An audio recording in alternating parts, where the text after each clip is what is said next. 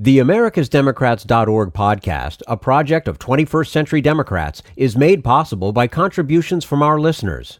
Want to do more? Go to AmericasDemocrats.org and click Donate. And thank you for allowing us to be your voice. And if you enjoy the show, please share it with your friends on Facebook and Twitter. This is AmericasDemocrats.org, the weekly podcast for stand-up Democrats. I'm your host, Jim Cuddy. This week, Samuel Abrams of the National Center of Privatization in Education on why public matters when it comes to public education. And on the day after tragedy in Florida, Bill Press talked with Congressman John Yarmuth of Kentucky on how he earned an F from the NRA. Had enough of Fox News, the House Freedom Caucus, and Donald Trump?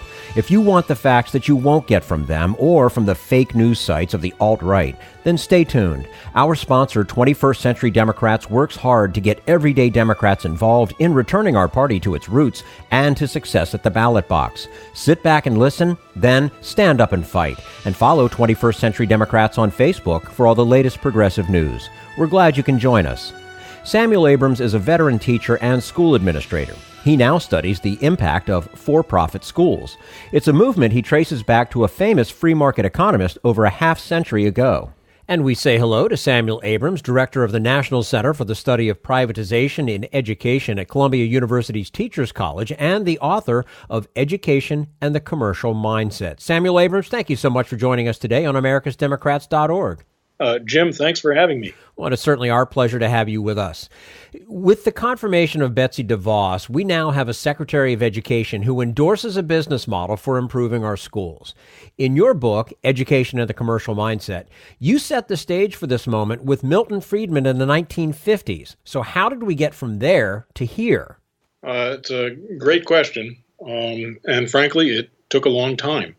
When Milton Friedman made this recommendation, in an essay called The Role of Government in Education in 1955, he was pushing for an alternative to public education for a lot of students, in large part inner city students, for whom education wasn't living up to what Friedman and many others considered to be a high-quality education.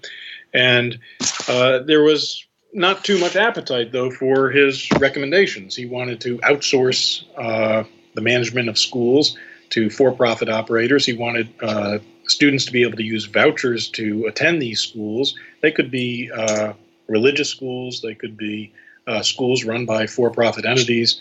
They could be other public schools. But there was a lot of, and remains, a good deal of opposition to mixing church and state. Moreover, a good deal of distrust of the for-profit model. In addition, there are many school officials in neighboring districts who didn't want students using vouchers to exit one district to enter another. Now, the distrust of the for-profit model does have some empirical evidence. There was actually an effort in the early 70s by the Office of Economic Opportunity with performance contracting in more than 150 school districts. It was a $5.6 million experiment. And after a year, the program assessment found there was no benefit to outsourcing any kind of educational services to performance contractors. In addition, there was this one company called Dorset Educational Systems that was found to have cheated. They were giving the students the questions on exams in advance. So that effort in the early 1970s got terminated quickly. Moreover, there was another effort in Gary, Indiana. There was a company called Behavioral Research Labs based in Palo Alto.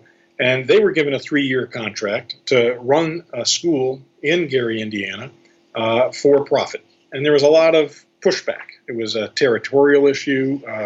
People in Gary, Indiana didn't like behavioral research labs coming in there. Moreover, they use a very scripted curricula for reading and math. And it didn't go well. So the contract was terminated a year early. But with A Nation at Risk in 1983, a report issued in the Reagan administration, there was this sense of crisis that emerged. And we have more and more appetite as a result for trying something different. In addition, Milton Friedman had company on the left. You had some very liberal thinkers, like the sociologist Christopher Jenks in 1970, who proposed a voucher system, but it would be income adjusted. Now, Milton Friedman didn't have an income adjusted voucher system. It was a fixed voucher, and if you needed more money to attend a particular school, then you would have to top up or get a scholarship. Now, Christopher Jenks in 1970 proposed a voucher system that would be income adjusted, and it wouldn't allow the schools any admissions autonomy. Something very similar was advocated by very liberal legal scholars in 1979, John Coons and Stephen Sugarman. So Milton Friedman on the right was not alone. There were people on the left. Moreover, you had the sociologist David Rogers making the case that big city school systems suffered from bureaucratic pathology in his book, the 110 Livingston Street. And then the head of the American Federation of Teachers in 1988, Al Shanker, said we've got to try some alternative models. Now, they weren't calling for a business approach to education, but they were calling for some real flexibility. You even have Debbie Meyer in 1991 in a front page story in The Nation, or a cover story rather, in The Nation, calling for more choice. So Friedman had company on the left, but it would take time. And it would also take some international pressure for there to be much evolution of Friedman's ideas here in the United States. They took hold. Milton Friedman's ideas took hold in Chile in 1981. They took hold in Britain in 1988 to some degree with the Britain Education Reform Act, which did call for performance-based pay for teachers. Britain itself wouldn't get what we call charter schools until 2002, and then it would really take off. Now, with these developments, you have the rise of Margaret Thatcher, you've got the rise of Ronald Reagan, and finally you have the fall of the Berlin Wall in 1989. And I think that's what you really need in answer to your question about why it took so long. With the fall of the Berlin Wall, there's a certain kind of laissez-faire triumphalism that prevails. And then you have the introduction of vouchers in Milwaukee. A year afterward, in 1990, you have the introduction of vouchers in 1992 in Sweden. So it really gets going. The business approach really does take off after the fall of the Berlin Wall. And you've done exhaustive research on outcomes from privatized education models, both in the United States and around the world. What are the most important lessons that you can share with us? Well, I think it's pretty clear that a lot of politicians contend that choice and outsourcing serve everyone well. Business leaders in particular endorse outsourcing and running schools like businesses. They live by numbers. They inhabit a world defined by competition. So we've come to learn that. And that's why you do have a lot of people on Wall Street in particular and in Fortune 500 companies pushing for privatization, here and abroad. There has been some good innovation. This is not a Manichaean story. It's not black and white. There are a lot of grays. I mean, for example, a lot of people might object to the rigid behavioral and academic expectations at the charter network called KIPP, which stands for Knowledge is Power program. Yet KIPP has done some very admirable things with some great music programs, great college counseling programs. There's something called KIPP Through College, where they help the kids prepare for the SAT through high school. They take them on college tours, and they guide them once they're in college. So these are important lessons, and this is what Albert Shanker and Ray Budd and Debbie Meyer and Ted Sizer long ago were hoping would be discovered. Did it mean that you'd have to outsource school management? No. But we have learned some good things from some of these private operators. Now, these, in the case of KIPP or a lot of these charter management organizations, another good network is, say, Mastery in in Philadelphia. These are nonprofit operators. The downside, and this is true not just of these charter schools, but it's true of magnet schools too, is that you do have an atomization of school districts. You break up school districts. You no longer have the neighborhood school.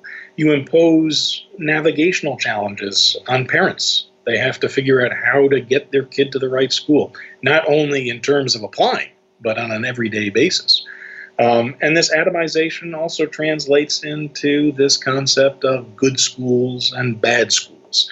And with this atomization of schools, school systems rather, into good and bad schools, you have some pretty negative consequences. We have a lot of research, speaking of research, into something called peer group effects. Now, if you have good schools, so-called good schools, with high-achieving kids who are very tractable, behave very well, and then you have those kids who can't handle those academic expectations and abide by those rigid behavioral expectations, they get concentrated in the default neighborhood public schools. And when you get a concentration of underperforming students, it becomes that much more difficult for students to learn and for teachers to teach. I was a teacher myself for 18 years before I became a researcher. And in New York City, we had a ceiling of 34 students in a class. I taught at a high school on the west side.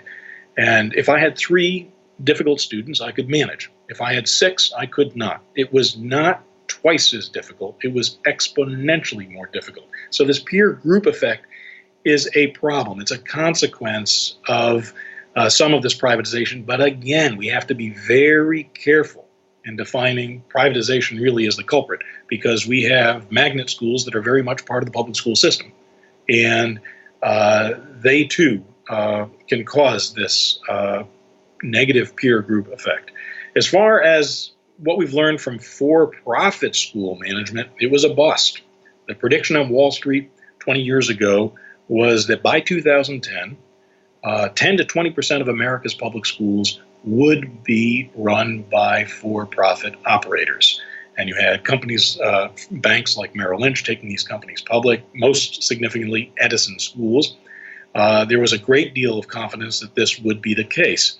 Now, we have about 100,000 public schools across the United States. By 2010, we should have had, if the Wall Street profits were right, 10,000 to 20,000 under for-profit management. By 2010, and it hasn't changed much since, it's about 750. So not 1%. And that's a very telling story. Why is it that for-profit operators didn't work? Why is it that Milton Friedman was ultimately wrong? Well, there are 2 challenges to running schools as businesses. First, you have to achieve economies of scale in a labor-intensive sector. When you scale up a pharmaceutical company, you put in a lot of money into research and development. Those are your fixed costs. And then your variable costs are very small. That is, if you get that pill for depression or psoriasis, that pill is not going to cost that much. So your average total costs over time are not that significant. But if you're talking about a labor-intensive sector like schools, once you add schools, you have to add more staff. And that makes it pretty difficult to find that profit margin. The second problem is achieving, and I think this is more fundamental, and it gets to the problem with Milton Friedman's prescription and Betsy DeVos's advocacy. The fundamental problem, and this is the case I make in my book, with for-profit management of schools, is achieving sufficient transparency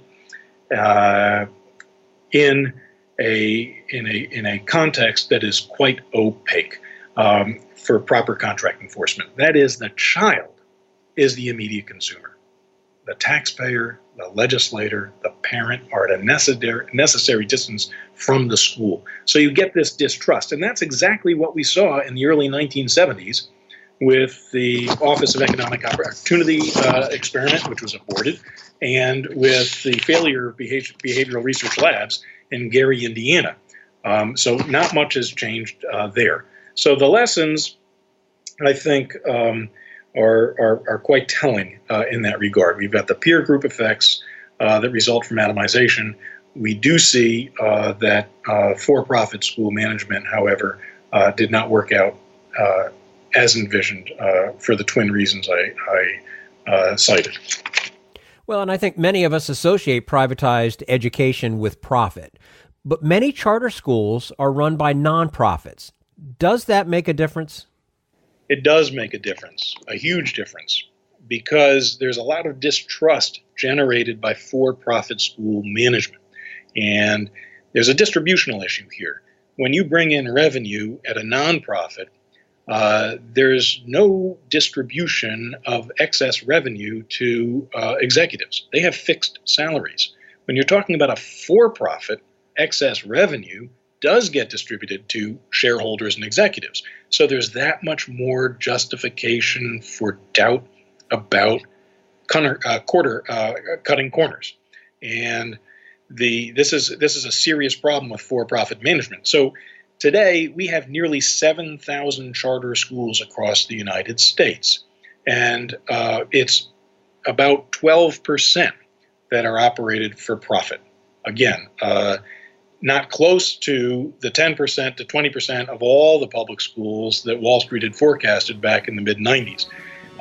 So that's why KIPP, for example, which I mentioned earlier, has more than 200 schools today, and Edison, which had 133 schools at its high water mark in 2002, has no schools. It's essentially out of business. The nonprofit approach appealed much, much more.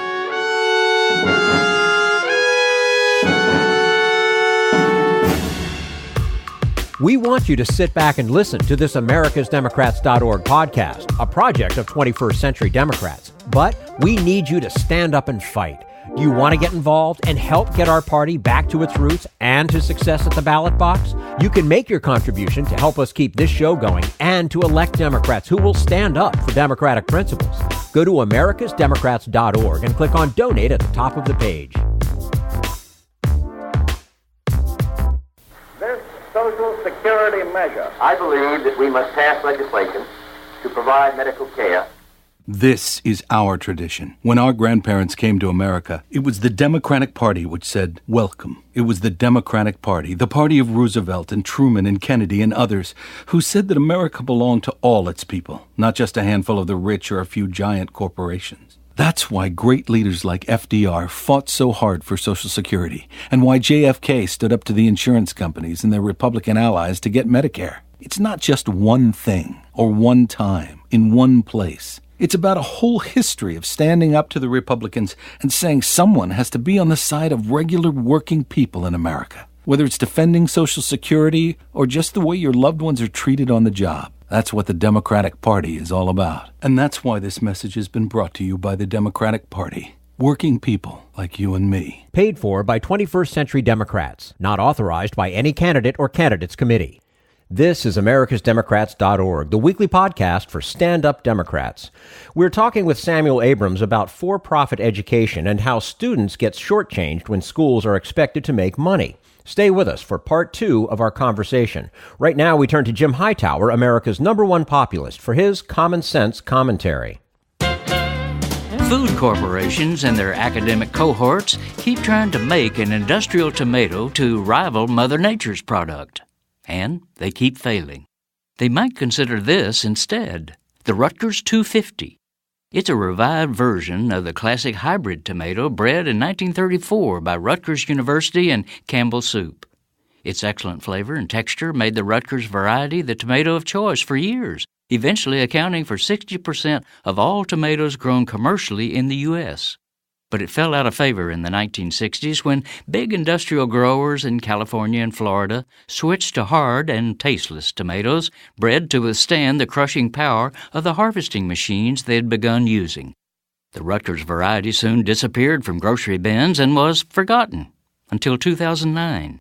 That year, with the good food movement mushrooming and with consumers demanding that supermarkets sell truly flavorful tomatoes, plant breeders discovered that Campbell still had genetic material from the parent plants used 75 years earlier to develop the original Rutgers variety.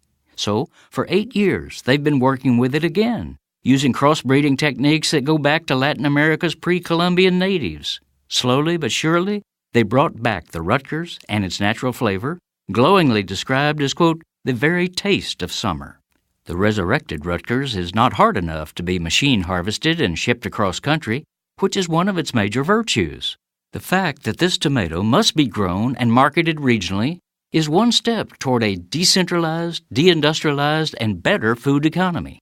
This is Jim Hightower saying, instead of trying to squeeze nature into a high-tech corporate model, this tomato represents an understanding that our food system can and should cooperate with nature and foster the growth of regional economies. Need an antidote to the progressive blues? Want some good news about how grassroots folks are rebelling against the corporate powers and winning? Well, here's an easy-to-swallow pill for you, the Hightower Lowdown. Hightower's monthly newsletter will give you the lowdown, even as it lifts you up. It's 4 pages a month, jam-packed with facts you can use, actions you can take, and Jim's own Texas humor, all for only $15 a year. To become a lowdowner, go to hightowerlowdown.org.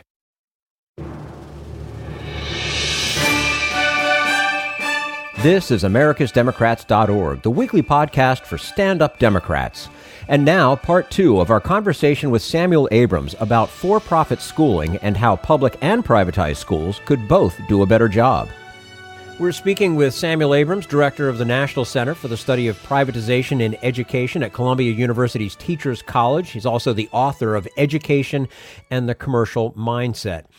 Samuel, public schools are often neighborhood schools and in that way serve as kind of a hub for communities. Vouchers and charter schools threaten that fabric. So what type of impact does that make on communities?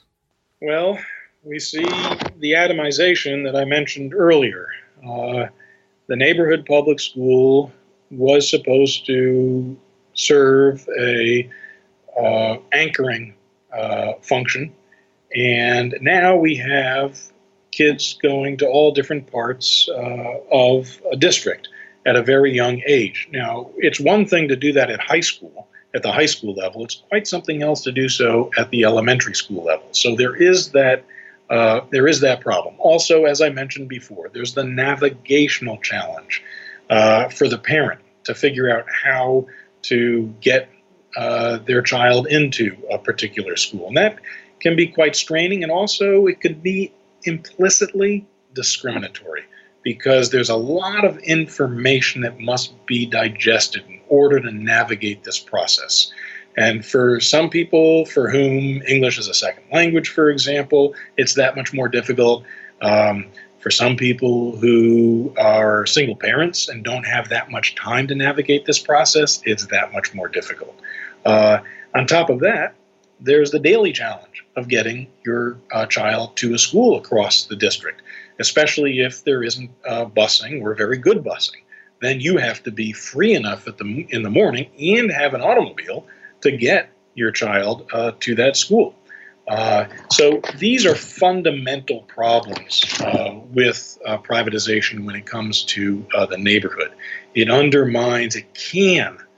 can undermine the neighborhood purpose of public schools. Well, with so much information about what can go wrong with privatized education, why does the push persist? So we have to address these structural problems. And privatization has persisted in its appeal because Americans and people around the world, in fact, love the market.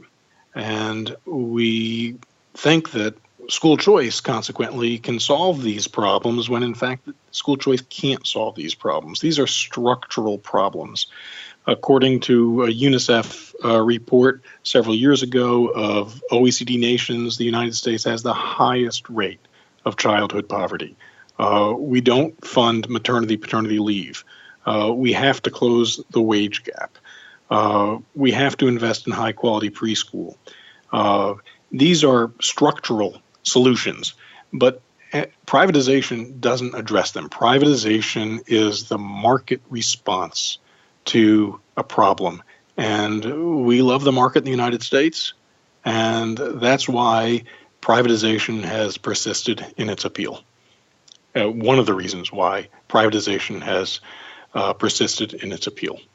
Now, you wrote an interesting op-ed for the LA Times where you say that there are some business ideas that could lead to meaningful school reform. Tell us about that, if you would. Well, I think there are 5 lessons that we should take from the business world. And I don't see education and the commercial mindset in that regard as being mutually exclusive. The fact of the matter is that schools are a part of the economic infrastructure of every country. And that doesn't mean we're trying to produce workers. We're trying to produce thoughtful citizens. But they certainly are, as thoughtful citizens, people who have to contribute to the economy. Otherwise, you can't have a country that is productive and self-sustaining. Well, the first business lesson is that much as early stage investment in companies can deliver outsized rewards, we have to invest in maternity-paternity leave, and we have to invest in high-quality preschool. The maternity-paternity leave is expensive, but the educational benefits of giving a mother and or a father time off at that early stage of a child is invaluable. And we know from research into cognitive development that it's invaluable. The United States doesn't provide it. Here, where I am in Finland again, a woman at full pay is off for 42 weeks. Okay? The second thing is high-quality preschool. James Heckman, Nobel laureate professor of economics at the University of Chicago, has said that there is no better investment of public dollars than in high-quality preschool for rate of return. And that means college-educated teachers with rich curriculum. That pays off in the long term beautifully. Now, I should note in this regard that the Organization for Economic Cooperation and Development issues reports on a regular basis, and they always point to the United States, or many times, leaders of the OECD and other scholars point to the OECD data and say the United States spends more than other countries on students, and that's wrong. The OECD reports per pupil spending from grades 1 through 12. They don't take into consideration maternity-paternity leave. They don't take into consideration preschool, which is heavily subsidized in a lot of other countries. So I do want to digress there for a second to point that out, that a lot of other countries that we consider to be far to the left are using that business principle much more effectively than we are by investing at the early stage. The second lesson, efficiency wages, that it costs less to pay more. We have to pay teachers better. We have to pay teachers better to attract them to the profession and to keep them. In the United States, a teacher makes 68% of what her college classmate makes. All right? So if you graduate from the University of Connecticut and you become an accountant, you make $50,000 a year. Your classmate who becomes a teacher, she makes $34,000 a year. Here in Finland, if you graduate from the University of Helsinki and become an accountant and you're making $50,000, somebody who's teaching at the upper secondary level is going to make 110% of what you're making. That's $55,000. So you can't be priced out as a teacher, and that is a fundamental problem. The third thing, we have to cultivate talent from within. Alfred Chandler, great business historian at Harvard for decades, wrote a great book called The Visible Hand in 1977, won the Pulitzer Prize. And what he talked about was that great companies cultivate talent from within. So that we don't need people from the outside who've never taught to be leading school districts. That's been the rule across the United States. We have so many people coming from the outside who've never taught. In addition to Alfred Chandler, I like to cite something I call the coaching principle. You can't coach a sport you've never played. You might have some outliers of coaches who've never played the sport, but if you take a look at Steve Kerr at Golden State, he's a good example of somebody who played the game, understands the game, and can coach the game.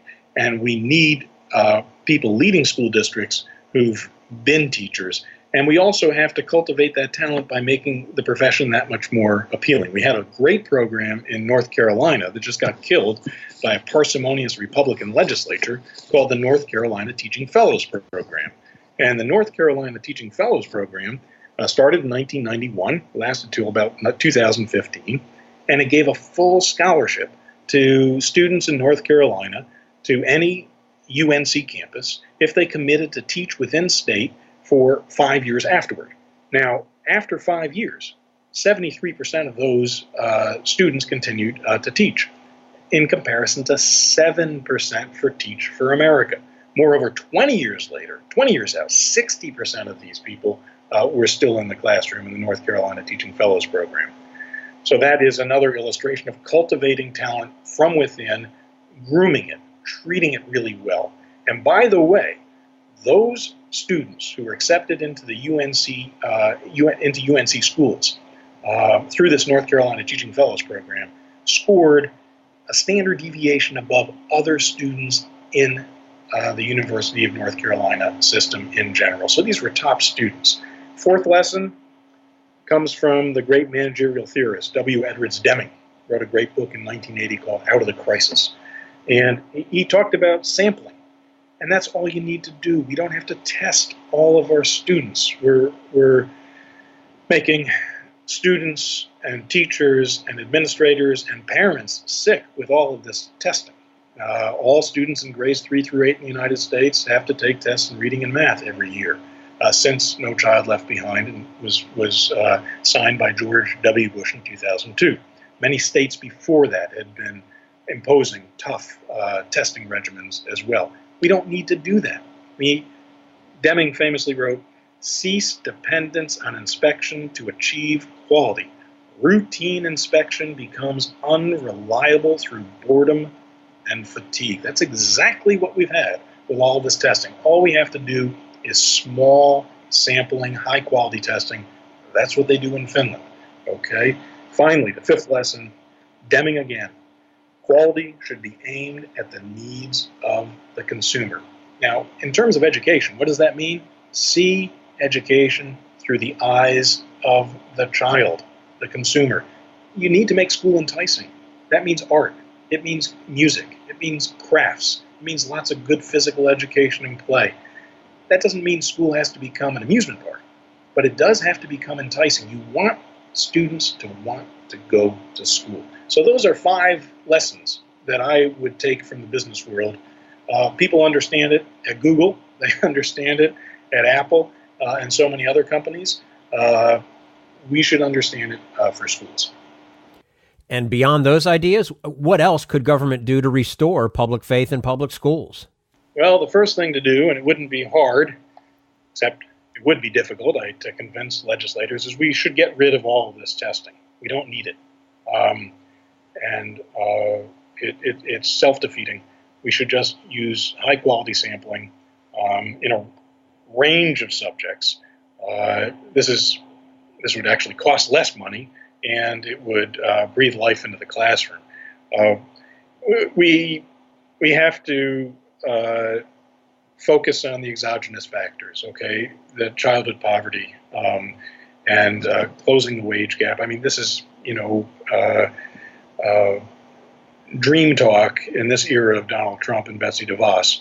But if we want to look at reality with our eyes wide open, this is what we have to do.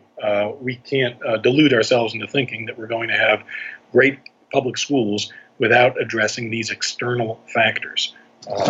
In addition, one thing I didn't mention before, again, this is something that costs money, is reducing class size. And a lot of people say reducing class size doesn't matter.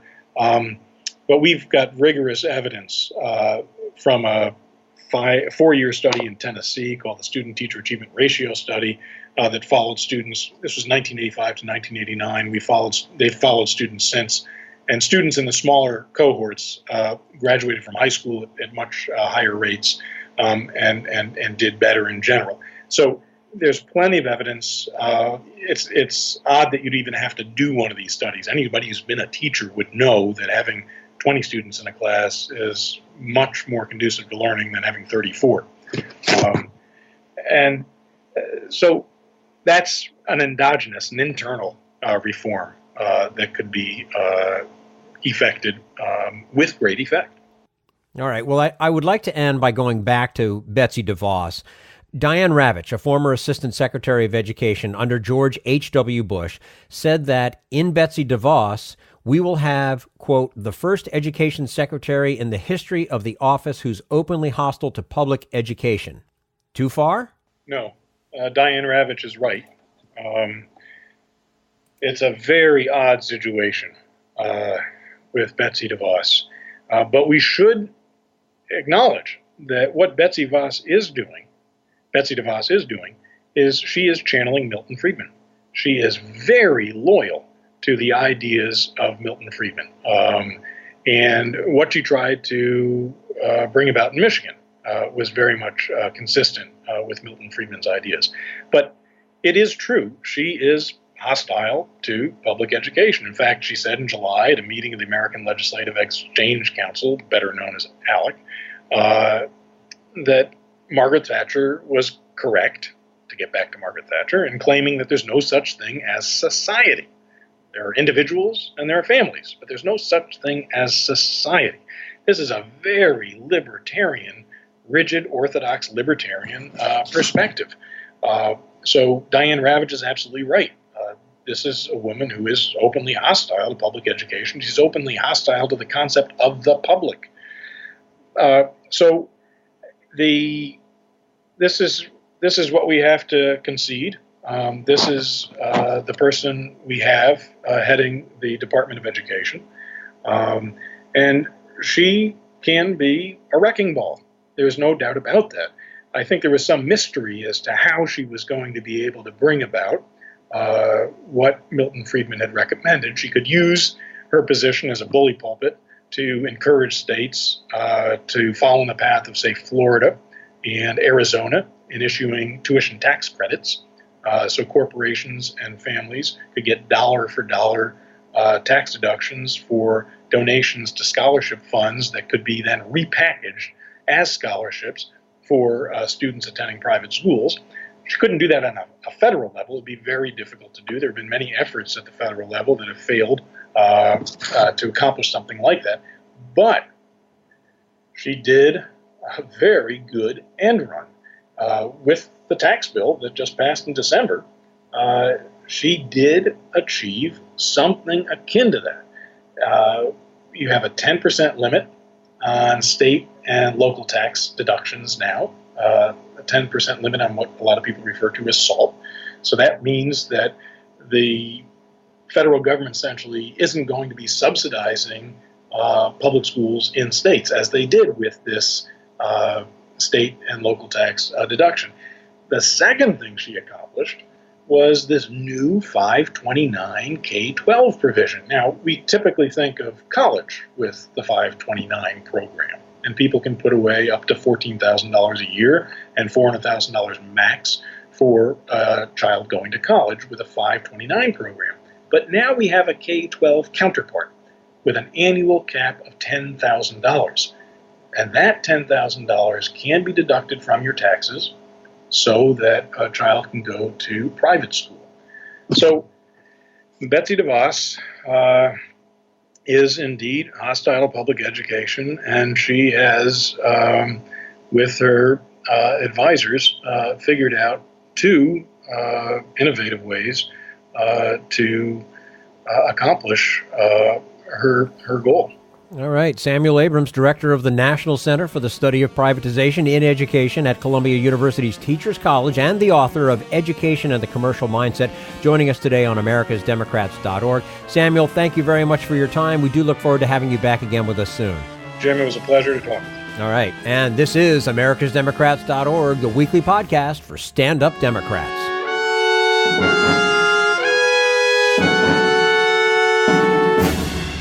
We want you to sit back and listen, but we need you to stand up and fight. Help get our party back to its roots and to success at the ballot box. Make your contribution to keep the americasdemocrats.org podcast, a project of 21st Century Democrats, on the air, and help elect stand-up Democrats. Go to americasdemocrats.org and click on Donate at the top of the page.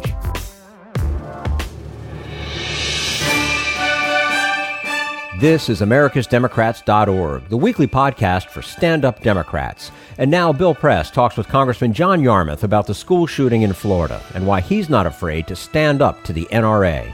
Yet again, we wake up with the news of another school shooting in this country, number 18 already for this year. And we are only 43 days into 2018. 17 broken families in Parkland, Florida this morning. 17 beautiful boys and girls who left home yesterday and never made it back. So cruel, so senseless, so sad, and so totally unnecessary to deal with it. Again, when are we going to take the action that might prevent such things as happening? You can't just talk about it the way Rick Scott and Marco Rubio did yesterday. We've got to do something. But if it didn't happen after Sandy Hook, and if it didn't happen after Kentucky, Benton, Kentucky, yeah. A month ago, we just know that nothing's going to happen today. Hello, everybody. It is the Bill Press Show. We're coming to you live from Washington, D.C., our nation's capital, on this Thursday, February 15. And so good to welcome back to the studio, and particularly appropriate today, our good friend from Kentucky's 3rd Congressional District, Congressman John Yarmuth. Hey, Congressman, great to see you. No, it's good to be here. But, this last one of the last ones was in Kentucky, Benton, Kentucky. Right. 2 kids killed there. I think this one yesterday was either the 18th or 19th school shooting this year, which is astounding. And it's heartbreaking. It's frustrating. I think all of us up here, well, all of us at least on our side of the aisle, it's just a kind of suppressed fury at the helplessness that we all feel. And then I look at, I saw a list of the donations from the NRA to some of these members. Right. And it's unbelievable. In the last election cycle, $3 million, $4 million per member in the Senate. And Marco Rubio, 3.3 million. It's absolutely outrageous. You know, what I was saying earlier is, we got to this place here recently with the Harvey Weinstein donations or the Steve Wynn donations, the money that was raised by those guys for different politicians on both sides of the aisle. And their opponents were saying, will you give that money back? Will you give that money back to these now that we know that they're terrible people? And I think that we're at a point now where we got to do the same thing with people who take that much money from the NRA. Will you give that money back? And the answer, of course, is no. Of course not. I just want to play for you. Well, first of all, here is a woman, Rosemary Jensen, I believe her name is. Let me double check here. Rosemary Jensen, one of the mothers of one of the kids who did come home yesterday, but asking, I think, the appropriate question. I just don't know how many times does this have to happen before we have a conversation about the underlying causes of why kids feel or anyone feels a need to do this, or why they have such easy access to weapons. Why such easy access to weapons? So contrast that, Congressman. Get your response after this. Contrast that with, here's the governor of Florida yesterday, Rick Scott, saying, and his response. We're going to continue to figure out how we learn from this to hopefully try to make sure this doesn't happen again. Okay, how we learn from this. That's real leadership. Real leadership. Yeah, real leadership. It's pathetic, and they won't learn the one lesson they should learn from this. Exactly, and one of the sources of frustration is when you bring up an argument like background checks or banning assault weapons or whatever it may be, and then they say, well, that wouldn't have necessarily prevented this particular one. So the idea is that we're going to do nothing and that we can't prevent anything. And, we know background checks. By the way, it might have prevented this one. It might have. This was an AR-15. Yeah. We know that background checks have kept guns from millions of people who shouldn't have had them. And yet we still allow people on the no-fly list to buy guns legally in this country. So, and I think what's probably even more important is that by doing anything, we send a signal that this stuff is not normal, it's not appropriate, that guns are to be taken seriously, that they are not toys, they're not video game accessories, and that the government has made a statement that we want to do something about this. And then I think it would have a ripple effect, and you'd stop some of these ridiculous loosening of gun regulations in many states throughout the country. And we've got several before our General Assembly right now in that are Kentucky? pending. Yeah, they're being considered, and I hope they aren't passed. But that's an important point, because it's not only that they refuse to enact sensible gun safety measures, but they are undoing the ones that we already have. Washington, D.C. is a perfect example. We have one of the toughest gun laws here, and now there's a concealed carry law in Washington, D.C. There's some. I mean, right. And we had a bill in the United States House of Representatives that would force states to observe the gun laws of other states, so that even if you had strict requirements in your state, if you were coming from a state that had open carry and so forth, you would be obligated to respect their laws. So you really couldn't even protect your own citizens if you were inclined to do that. I mean, that's how absurd it's gotten. Right. In terms of cowardly politicians from Florida, we can't forget, I mentioned Marco Rubio, $3.3 million from the NRA the last few years. So here is again his response yesterday, basically saying there's nothing we can do. Marco Rubio. What do you do about it? I mean, whatever it is we do has to prevent it. And as I've always said, if there's something out there that we can do, whether it's a law or a program or both, of course we're going to be open to that, but it's got to work. It can't just be something that makes us feel good. Isn't that Don't you love that leadership? Again, your lack of politicians? leadership. What can we do? But even he says if there's something that could work, then he says, well, we'd be open to it. Yeah, not that we would do it. Right. I mean, it's pathetic. It is pathetic. No, it is. But particularly, I mean, we are. Other people must look at us, and I think history will look at us as a nation of cowards. That we're not even willing to do what's necessary to protect our kids in school, for God's sake. Right. And I think we do have, if we were to allow institutions like the Center for Disease Control to actually study gun violence and so forth. Oh, of course we won't. We allow might that. get some steps that are even, I think, for instance, we ought to have social media instruction at every school in the country.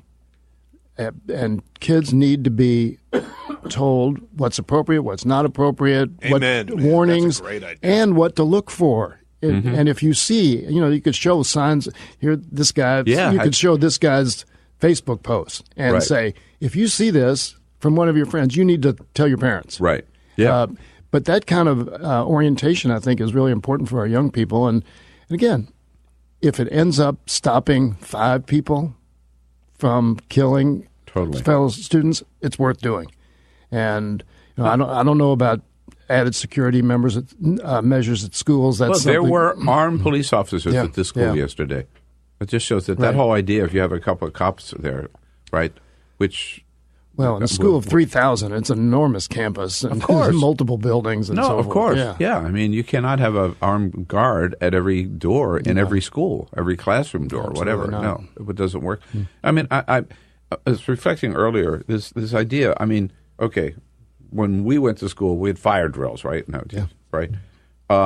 Today they have gun mass shooting drills, right? Teaching kids to hide in closet, teaching kids to lock their doors and hide behind locked doors and climb, whatever. I mean, it's just frightening. Right. We had drills, not drills, but instruction on how to get under our desks in case of a nuclear bomb. Yeah. Which just seems ludicrous in retrospect that was going to protect us from a nuclear blast. Of course, right. But anyway. Right. So the other thing, Congressman, that's why I'm so glad you're here today, is there is this belief, right, on the part of a lot of cowardly politicians that they cannot dare buck the NRA or they lose their job. I mean, you're living proof that that's not true. Right, yeah. I have an F rating from the NRA. And as a matter of fact, this year... And always have, right? I mean, this year, or last year, when they sent out the questionnaire that they do every election cycle, back in 2016, and there were a bunch of questions, and there were actually 2 or 3 that I agreed with. Mm-hmm. So I decided not to fill out the form because I didn't want to possibly get a D or D minus. But I didn't want to give them any idea that I was moving their way.